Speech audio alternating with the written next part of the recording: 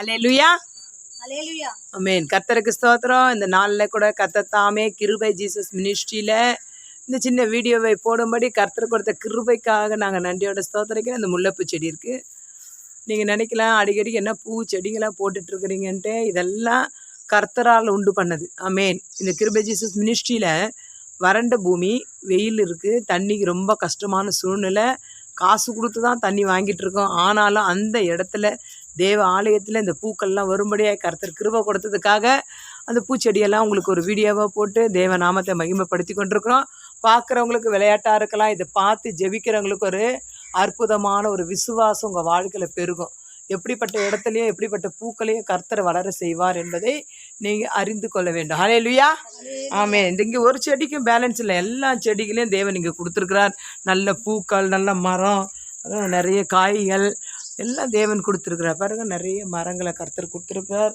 அது மாத்திரம் இல்லை, இந்த நாளில் பாருங்கள் கனிகள் பாருங்கள், கர்த்தர் எவ்வளோ அழகாக கனிகளை கொடுத்துருக்குறார். எலுமிச்சை பழம் முதல்ல பார்த்தீங்களா பூச்செடி, அது உள்ள பூச்செடி.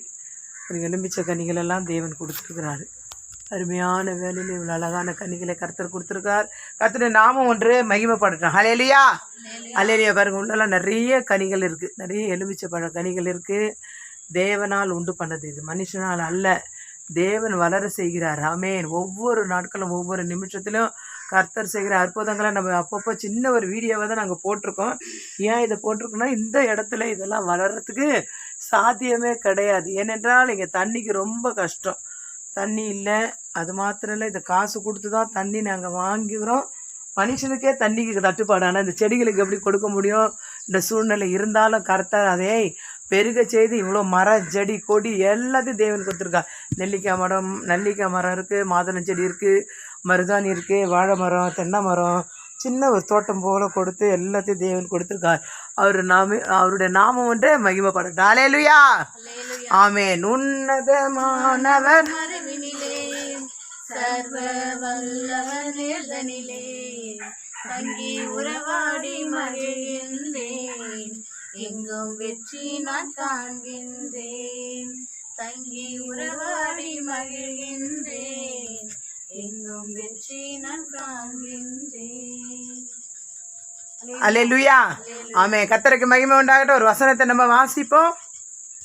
சங்கீதம் 91:1 உன்னதமானவரின் மறைவில் இருக்கிறவன் சர்வ வல்லவருடைய நிழலில் தங்குவான். ஆமென். அல்லேலூயா. உன்னதமானவர். ஆமென். ஆண்டவராகிய இயேசு கிறிஸ்து கிருபை ஜீசஸ் மினிஸ்ட்ரியில் எங்களுக்கு உன்னதமான காரியங்களை செய்து கொண்டிருக்கிறார். அவருடைய மறைவில் இருக்கிற மரம், செடி, கொடி, மனிதர்கள் எல்லாம் கர்த்தர் வாழ வைத்து கொண்டிருக்கார். இது ஒரு பெரிய சாட்சி. இதை பார்க்குறவங்க, எங்களோடு கூட ஜெபிக்கிறவங்க, யூடியூப் சேனல் மூலமா ஜெபிக்கிறவங்க, இணைந்து ஜெபிக்கிறவங்கள கர்த்தர் 60, 100, 1000 ஆசீர்வதிப்பாராக. God bless you. ஆமென்.